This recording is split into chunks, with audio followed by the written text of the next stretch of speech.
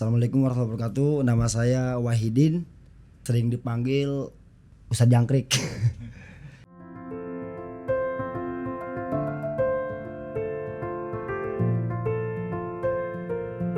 Untuk bisnis dengan keluarga ya sama seperti mencintai keluarga, artinya bisnis itu harus kita cintai. Kalau kerjaan tersebut kita cintai ya berarti tidak ada beban, tidak ada rasa berat diri, artinya sama dengan mencintai keluarga. Jadi nggak ada, karena di bisnis ini nggak ada sesuatu waktu yang disita, jadi nggak begitu banyak waktu yang tersita. Artinya bisa sambil mencintai keluarga, bisa juga sambil mencintai produknya gitu. Artinya kita bisa handle yang namanya suatu kesuksesan itu pasti harus ada satu pengorbanan dong. Nggak mungkin orang sukses ujung-ujung nggak ada pengorbanan. Jadi itu mah proses, sebagian daripada proses. Jadi ya keluarga mah pasti mendukung, walaupun banyak waktu yang dikorbankan juga nggak begitu banyak sih Pak.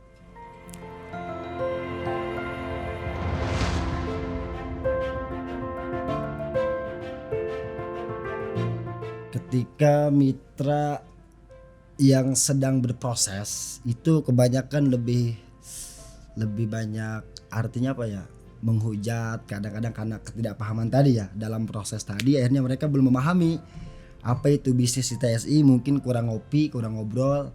Setelah mereka memahami betul, kita kasih penjelasan, insya Allah akan ada timbul chemistry sehingga kekompakan itu akan terjalin. Jadi kalau menurut saya ya kesulitan mah biasalah, semua pasti ada kesulitan. Jadi jangan pernah dianggap kesulitan itu masalah, jadi anggap itu tantangan. Jadi nggak ada yang sulit, anggap itu tantangan. Berarti momen paling tersuram Bapak itu ada hujatan tadi ya Pak? Iya, artinya ada satu hujatan karena ketidakpahaman mereka, karena belum paham maksudnya.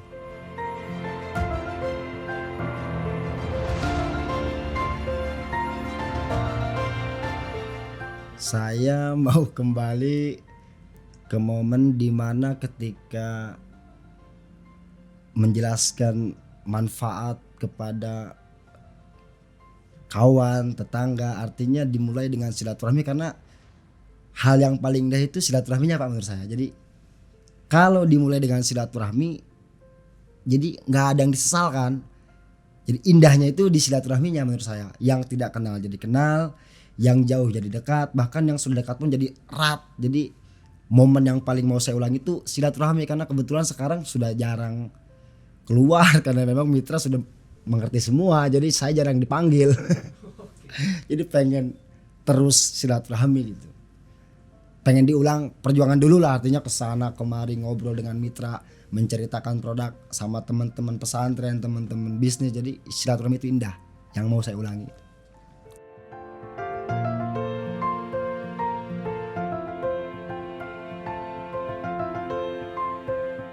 Ketika bentrok antara bisnis jangkrik saya dengan Rokosin. Jadi kebetulan waktu itu dilema berat, karena di jangkrik itu saya kebetulan sudah 4 kintal per hari. Bicara keuntungan tuh saya ambil 12.000 per kilo. Saya kirim ke Lampung, untuk laba tersendiri 4.800.000 per hari. Ketika kita mulai fokus, saya pribadi mulai fokus ke SIN. Jadi ada goncangan dari batin saya, kok yang sudah jelas mau saya tinggalkan seolah-olah. Yang SIN ini mau saya perjuangkan, yang kata orang 100 perak loh bonus belanja yang nyatanya. Saya belum mengerti sistem waktu itu. Jadi itu tuh waktu itu saya berat antara memilih apa saya perjuangkan terus ini SIN, apa saya tetap bertahan di jangkrik. Akhirnya begitu saya jalani dengan tadi ya, mencintai produknya karena memang ini produk muslim. Hal tersebut bisa dipilah, dan saya memilih lebih fokus kepada SIN setelah ada beberapa perbandingan lah maksudnya.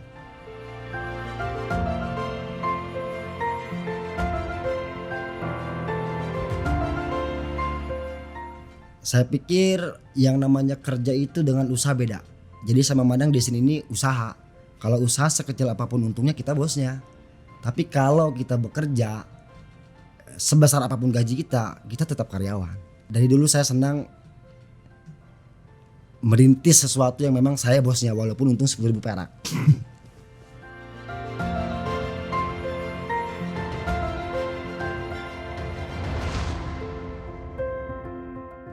Ya saya lihat di sini ini kan ada nilai sodakohnya, ada nilai ibadah dari silaturahminya. Jadi yang berharga bagi saya tadi Pak, ketika kita saling menebarkan atau memberikan informasi yang bermanfaat, karena kaum muslimin sekarang ya banyak kebiasaan mereka yang tidak berfaedah. Jadi sekarang lewat sini saya bisa lebih banyak memberikan manfaat, banyak memberikan solusi, bahkan memberikan peluang usaha, mau di Jangkrik Hayu mau di Sin Hayu. Jadi saya lebih memilih apapun itu, kenapa kita nggak berusaha untuk saling memberikan kontribusi terhadap lingkungan terutama lah.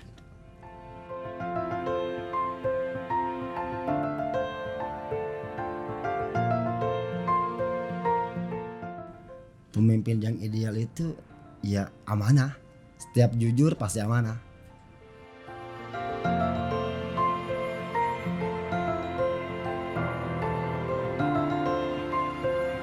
Sukses itu menurut saya ketika orang mampu berbagi dengan sesama, memberikan peluang terhadap sesama, itu aja.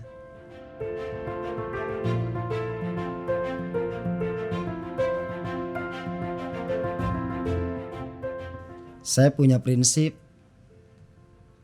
kesabaran itu nomor utama. Artinya ketika ada semut yang merangkak di gunung, selangkah demi selangkah, ketika sampai puncaknya, gunung itu akan berada di bawah kaki semut. Walaupun itu gunung besar. Kesabaran itu kunci utama menurut saya. Apapun usahanya, kalau nggak sabar, nggak akan ada istiqomah. Gak mungkin dong. Jadi kesabaran itu nomor utama. Jadi cak kolot orang mah saca celak ya ditandano pinung kayak gitu.